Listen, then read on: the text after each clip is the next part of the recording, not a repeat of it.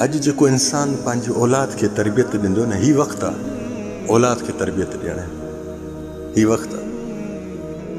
यकीन रखो मां ग़लति ॻाल्हि कोन थो कयां। हाणे जेको तव्हां अखियुनि सां वक़्तु ॾिसंदो न, चङनि भलनि जूं औलादूं रोडनि ते निंदण कनि वांगुरु रुलंदे ॾिसण।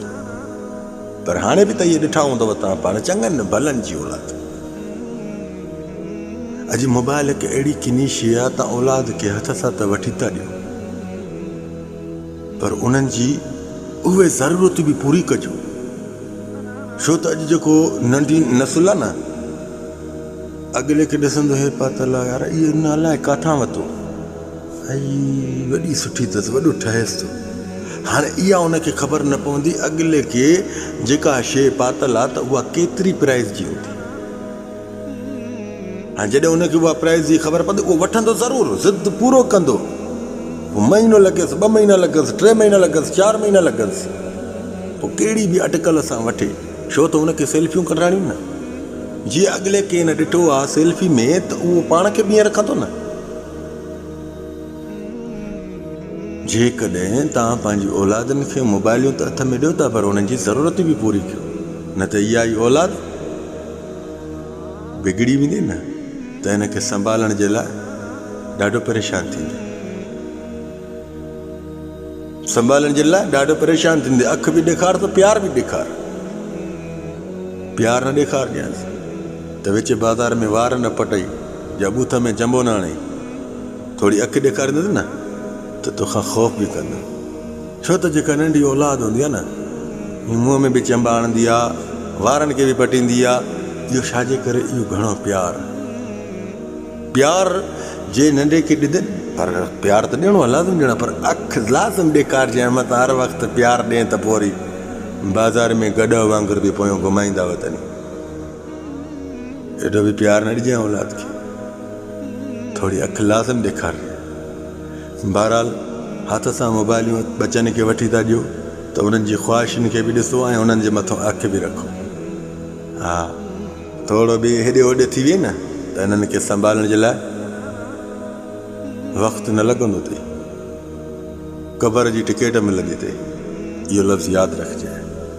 जेको इंसान औलाद जो माशरे जो ॾिस न, माशरे में छा आहे, जेको औलाद खे फोकस अखि में वेहिजी वेंदो न, उहो पंहिंजो फोकस क्लियर कंदो।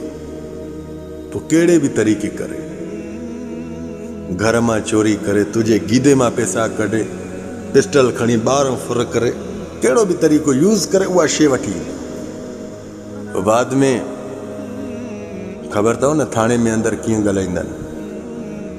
हा, केॾा शर्मिंदा थींदा आहे, केॾी पंहिंजियूं अखियूं मन हेठि किराए वेंदा आहे।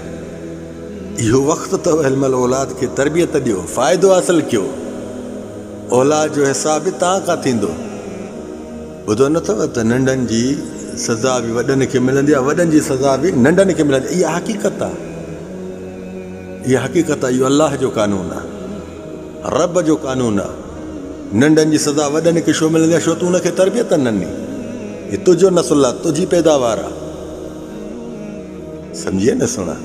हिन जे करे मां चवां थो, पंहिंजी औलाद ॾे फोकस ॾियो, तवजो ॾियो।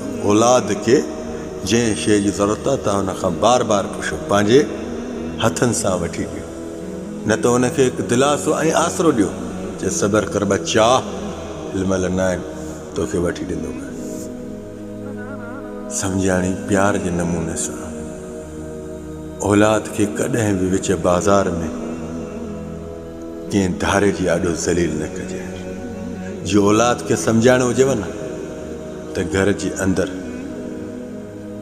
सम्झाइजांइसि। उहा औलाद बाक़ाइदे तुंहिंजी इज़त रखाईंदी। बाक़ी जेकॾहिं बाज़ार में अची ॿिनि माण्हुनि खे ॾिसिजांइ, हिन हुन खे ॾिसिजांइ, हुनखे ॻाल्हाइणु शुरू की न, त पोइ उहा औलाद सुधरंदी न आहे। उहा वरी तुंहिंजे वॾनि जी बि इज़त लाहींदी अथई। जज़ाकल्लाह ख़ैर, मा सलाम।